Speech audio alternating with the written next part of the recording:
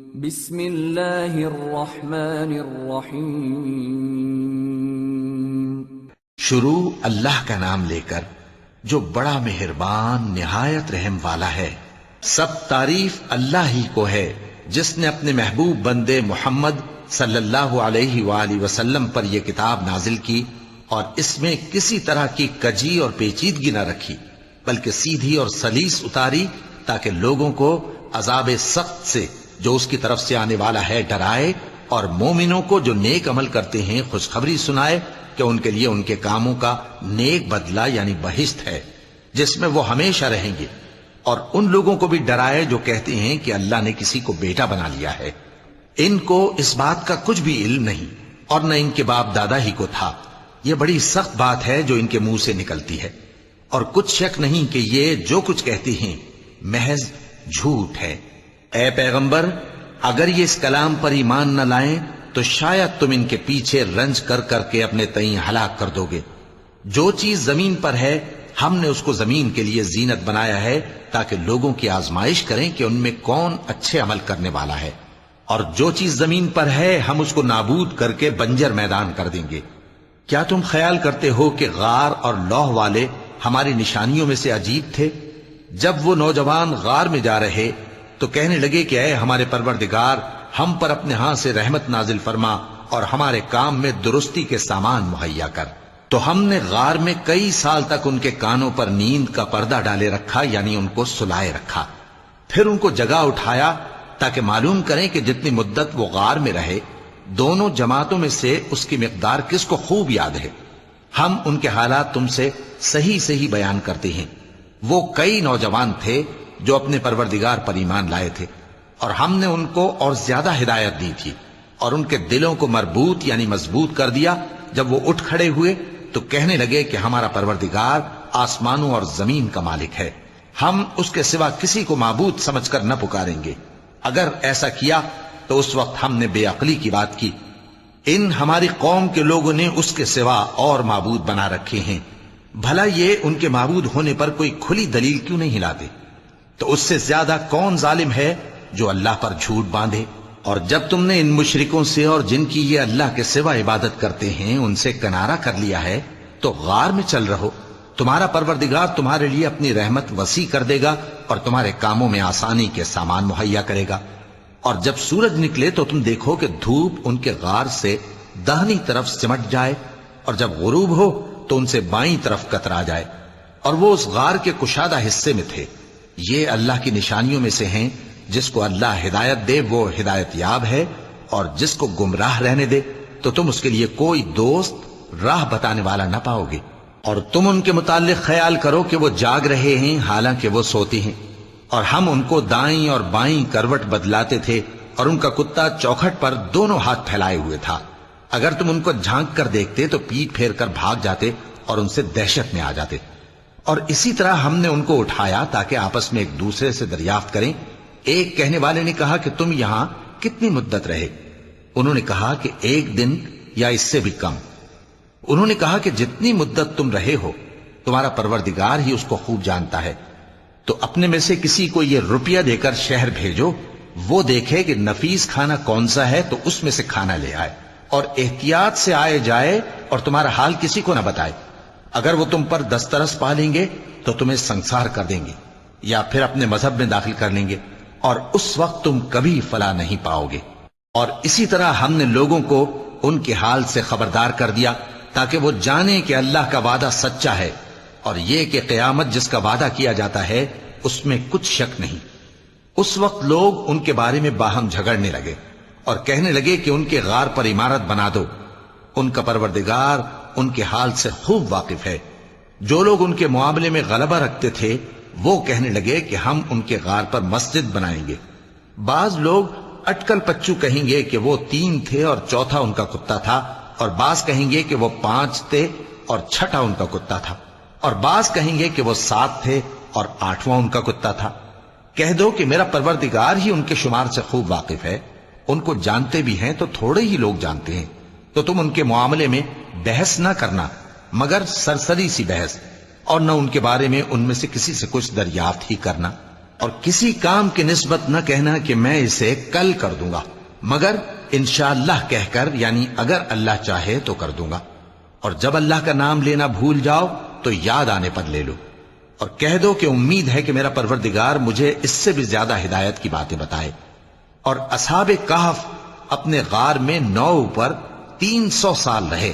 کہہ دو کہ جتنی مدت وہ رہے اسے اللہ ہی خوب جانتا ہے، اسی کو آسمانوں اور زمین کی پوشیدہ باتیں معلوم ہیں، وہ کیا خوب دیکھنے والا اور کیا خوب سننے والا ہے۔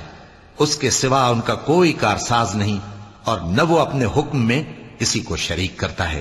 اور اپنے پروردگار کی کتاب کو جو تمہارے پاس بھیجی جاتی ہے پڑھتے رہا کرو، اس کی باتوں کو کوئی بدلنے والا نہیں، اور اس کے سوا تم کہیں پناہ بھی نہیں پاؤ گے۔ اور جو لوگ صبح و شام اپنے پروردگار کو پکارتے اور اس کی خوشنودی کے طالب ہیں، ان کے ساتھ صبر کرتے رہو، اور تمہاری نگاہیں ان میں سے گزر کر اور طرف نہ دوڑیں کہ تم دنیاوی زندگی کی رونقوں کے خواستگار ہو جاؤ۔ اور جس شخص کے دل کو ہم نے اپنی یاد سے غافل کر دیا ہے اور وہ اپنی خواہش کی پیروی کرتا ہے اور اس کا کام حد سے بڑھ گیا ہے، اس کا کہا نہ ماننا۔ اور کہہ دو کہ لوگو یہ قرآن تمہارے پروردگار کی طرف سے برحق ہے، تو جو چاہے ایمان لائے اور جو چاہے کافر رہے۔ ہم نے ظالموں کے لیے دوزخ کی آگ تیار کر رکھی ہے جس کی قناتیں ان کو گھیر رہی ہوں گی، اور اگر فریاد کریں گے تو ایسے کھولتے ہوئے پانی سے ان کی داد رسی کی جائے گی جو پگھلے ہوئے تانبے کی طرح گرم ہوگا، اور جو ان کے چہروں کو بھون ڈالے گا۔ ان کے پینے کا پانی بھی برا اور آرام گاہ بھی بری۔ اور جو ایمان لائے اور کام بھی نیک کرتے رہے تو ہم نیک کام کرنے والوں کا اجر ضائع نہیں کرتے۔ ایسے لوگوں کے لیے ہمیشہ رہنے کے باغ ہیں جن میں ان کے محلوں کے نیچے نہریں بہ رہی ہیں، ان کو وہاں سونے کے کنگن پہنائے جائیں گے، اور وہ باریک دیبا اور اطلس کے سبز کپڑے پہنا کریں گے، اور تختوں پر تکیے لگا کر بیٹھا کریں گے۔ کیا خوب بدلہ اور کیا خوب آرام گاہ ہے۔ اور ان سے 2 شخصوں کا حال بیان کرو جن میں سے ایک کو ہم نے انگور کے 2 باغ عنایت کیے تھے اور ان کے گردا گرد کھجوروں کے درخت لگا دیے تھے، اور ان کے درمیان کھیتی پیدا کر دی تھی۔ دونوں باغ کثرت سے پھل لاتے اور اس کی پیداوار میں کسی طرح کی کمی نہ ہوتی، اور دونوں میں ہم نے ایک نہر بھی جاری کر رکھی تھی، اور اس طرح اس شخص کو ان کی پیداوار ملتی رہتی تھی۔ تو ایک دن جبکہ وہ اپنے دوست سے باتیں کر رہا تھا، کہنے لگا کہ میں تم سے مال و دولت میں بھی زیادہ ہوں اور جتھے اور جماعت کے لحاظ سے بھی زیادہ عزت والا ہوں، اور ایسی شیخیوں سے اپنے حق میں ظلم کرتا ہوا اپنے باغ میں داخل ہوا۔ کہنے لگا کہ میں نہیں خیال کرتا کہ یہ باغ کبھی تباہ ہو، اور نہ خیال کرتا ہوں کہ قیامت برپا ہو، اور اگر میں اپنے پروردگار کی طرف لوٹایا بھی جاؤں تو وہاں ضرور اس سے اچھی جگہ پاؤں گا۔ تو اس کا دوست جو اس سے گفتگو کر رہا تھا کہنے لگا کہ کیا تم اس ذات سے کفر کرتے ہو جس نے تم کو مٹی سے پیدا کیا، پھر نطفے سے، پھر تمہیں پورا آدمی بنایا؟ مگر میں تو یہ کہتا ہوں کہ اللہ ہی میرا پروردگار ہے، اور میں اپنے پروردگار کے ساتھ کسی کو شریک نہیں کرتا۔ اور جب تم اپنے باغ میں داخل ہوئے تو تم نے ما شاء اللہ لا قوت الا باللہ کیوں نہ کہا؟ اگر تم مجھے مال و اولاد میں اپنے سے کمتر دیکھتے ہو تو عجب نہیں کہ میرا پروردگار مجھے تمہارے باغ سے بہتر عطا فرمائے، اور تمہارے اس باغ پر آسمان سے آفت بھیج دے تو وہ صاف میدان ہو جائے، یا اس باغ کی نہر کا پانی گہرائی میں اتر جائے تو پھر تم اسے تلاش نہ کر سکو، اور اس کے میووں کو عذاب نے آ گھیرا اور وہ اپنی چھتریوں پر گر کر رہ گیا، تو جو مال اس نے اس پر خرچ کیا تھا اس پر حسرت سے ہاتھ ملنے لگا اور کہنے لگا کہ کاش میں اپنے پروردگار کے ساتھ کسی کو شریک نہ بناتا۔ اس وقت اللہ کے سوا کوئی جماعت اس کی مددگار نہ ہوئی اور نہ وہ بدلہ لے سکا۔ یہاں سے ثابت ہوا کہ حکومت سب اللہ کی ہے، جو معبود برحق ہے وہی بہترین ثواب عطا کرنے والا اور بہترین انجام لانے والا ہے۔ اور ان سے دنیا کی زندگی کی مثال بھی بیان کر دو کہ وہ ایسی ہے جیسے پانی جسے ہم نے آسمان سے برسایا تو اس کے ساتھ زمین کی پیداوار مل کر نکلی، پھر وہ چورا چورا ہو گئی کہ ہوائیں اسے اڑاتی پھرتی ہیں، اور اللہ تو ہر چیز پر قدرت رکھتا ہے۔ مال اور بیٹے تو دنیا کی زندگی کی رونق و زینت ہیں، اور نیکیاں جو باقی رہنے والی ہیں وہ ثواب کے لحاظ سے تمہارے پروردگار کے ہاں بہت اچھی اور امید کے لحاظ سے بہت بہتر ہیں۔ اور جس دن ہم پہاڑوں کو چلائیں گے اور تم زمین کو صاف میدان دیکھو گے اور ان لوگوں کو ہم جمع کر لیں گے تو ان میں سے کسی کو بھی نہیں چھوڑیں گے، اور سب تمہارے پروردگار کے سامنے صف باندھ کر لائے جائیں گے، تو ہم ان سے کہیں گے کہ جس طرح ہم نے تم کو پہلی بار پیدا کیا تھا اسی طرح آج تم ہمارے سامنے آئے، لیکن تم نے تو یہ خیال کر رکھا تھا کہ ہم نے تمہارے لیے قیامت کا کوئی وقت مقرر ہی نہیں کیا، اور اعمال کی کتاب کھول کر رکھی جائے گی تو تم گناہگاروں کو دیکھو گے کہ جو کچھ اس میں لکھا ہوگا اس سے ڈر رہے ہوں گے، اور کہیں گے ہائے شامت، یہ کیسی کتاب ہے کہ نہ چھوٹی بات کو چھوڑتی ہے نہ بڑی کو، کوئی بات بھی نہیں مگر اسے لکھ رکھا ہے، اور جو عمل کیے ہوں گے سب کو حاضر پائیں گے، اور تمہارا پروردگار کسی پر ظلم نہیں کرے گا۔ اور جب ہم نے فرشتوں کو حکم دیا کہ آدم کو سجدہ کرو تو سب نے سجدہ کیا مگر ابلیس نے نہ کیا، وہ جنات میں سے تھا تو اپنے پروردگار کے حکم سے باہر ہو گیا۔ کیا تم اس کو اور اس کی اولاد کو میرے سوا دوست بناتے ہو، حالانکہ وہ تمہارے دشمن ہیں، اور شیطان کی دوستی ظالموں کے لیے اللہ کی دوستی کا برا بدل ہے۔ میں نے ان کو نہ تو آسمانوں اور زمین کے پیدا کرنے کے وقت بلایا تھا اور نہ خود ان کے پیدا کرنے کے وقت، اور میں ایسا نہ تھا کہ گمراہ کرنے والوں کو مددگار بناتا۔ اور جس دن اللہ فرمائے گا کہ اب میرے شریکوں کو جن کی نسبت تم معبود ہونے کا گمان رکھتے تھے بلاؤ، تو وہ ان کو بلائیں گے مگر وہ ان کو کچھ جواب نہ دیں گے، اور ہم ان کے درمیان ہلاکت کی ایک جگہ بنا دیں گے، اور گناہگار لوگ دوزخ کو دیکھیں گے تو یقین کر لیں گے کہ وہ اس میں پڑنے والے ہیں، اور اس سے بچنے کا کوئی راستہ نہ پائیں گے۔ اور ہم نے اس قرآن میں لوگوں کے سمجھانے کے لیے طرح طرح کی مثالیں بیان فرمائی ہیں، لیکن انسان سب چیزوں سے بڑھ کر جھگڑالو ہے، اور لوگوں کے پاس جب ہدایت آ گئی تو ان کو کس چیز نے منع کیا کہ ایمان لائیں اور اپنے پروردگار سے بخشش مانگیں، بجز اس کے کہ اس بات کے منتظر ہوں کہ انہیں بھی پہلوں کا سا معاملہ پیش آئے یا ان پر عذاب سامنے سے آ جائے۔ اور ہم جو پیغمبروں کو بھیجا کرتے ہیں تو صرف اس لیے کہ لوگوں کو اللہ کی نعمتوں کی خوشخبریاں سنائیں اور عذاب سے ڈرائیں، اور جو کافر ہیں وہ باطل کی مدد سے جھگڑا کرتے ہیں تاکہ اس سے حق کو پھسلا دیں، اور انہوں نے ہماری آیتوں کو اور جس چیز سے ان کو ڈرایا جاتا ہے اسے ہنسی بنا لیا ہے۔ اور اس سے بڑھ کر ظالم کون، جس کو اس کے پروردگار کی آیات کے ذریعے سمجھایا گیا تو اس نے ان سے منہ پھیر لیا، اور جو اعمال وہ آگے کر چکا اس کو بھول گیا۔ ہم نے ان کے دلوں پر پردے ڈال دیے کہ اسے سمجھ نہ سکیں، اور کانوں میں ثقل پیدا کر دیا ہے کہ سن نہ سکیں، اور اگر تم ان کو رستے کی طرف بلاؤ تو کبھی رستے پر نہ آئیں گے، اور تمہارا پروردگار بخشنے والا صاحب رحمت ہے۔ اگر وہ ان کے کرتوتوں پر ان کو پکڑنے لگے تو ان پر جھٹ عذاب بھیج دے، مگر ان کے لیے ایک وقت مقرر کر رکھا ہے کہ اس کے عذاب سے کوئی پناہ کی جگہ نہ پائیں گے۔ اور یہ بستیاں جو ویران پڑی ہیں، جب انہوں نے کفر کر کے ظلم کیا تو ہم نے ان کو تباہ کر دیا، اور ان کی تباہی کے لیے ایک وقت مقرر کر دیا تھا۔ اور جب موسیٰ نے اپنے شاگرد سے کہا کہ جب تک میں دو دریاؤں کے ملنے کی جگہ نہ پہنچ جاؤں ٹلنے کا نہیں، خاص صدیوں چلتا رہوں، پھر جب وہ دونوں ان دریاؤں کے سنگم پر پہنچے تو اپنی مچھلی بھول گئے، پھر اس مچھلی نے دریا میں سرنگ کی طرح اپنا راستہ بنا لیا۔ جب آگے چلے تو موسیٰ نے اپنے شاگرد سے کہا کہ ہمارا کھانا لاؤ، اس سفر سے ہم کو بہت تکان ہو گئی ہے۔ اس نے کہا کہ بھلا آپ نے دیکھا کہ جب ہم نے اس چٹان کے پاس آرام کیا تھا تو میں مچھلی وہیں بھول گیا، اور مجھے آپ سے اس کا ذکر کرنا شیطان نے بھلا دیا، اور اس مچھلی نے عجیب طرح سے دریا میں اپنا راستہ بنایا۔ موسیٰ نے کہا یہی تو وہ مقام ہے جسے ہم تلاش کرتے تھے، تو وہ اپنے پاؤں کے نشان دیکھتے دیکھتے لوٹ گئے۔ وہاں انہوں نے ہمارے بندوں میں سے ایک بندہ دیکھا جس کو ہم نے اپنے ہاتھ سے رحمت خاص سے نوازا تھا اور اپنے پاس سے ایک خاص علم بخشا تھا۔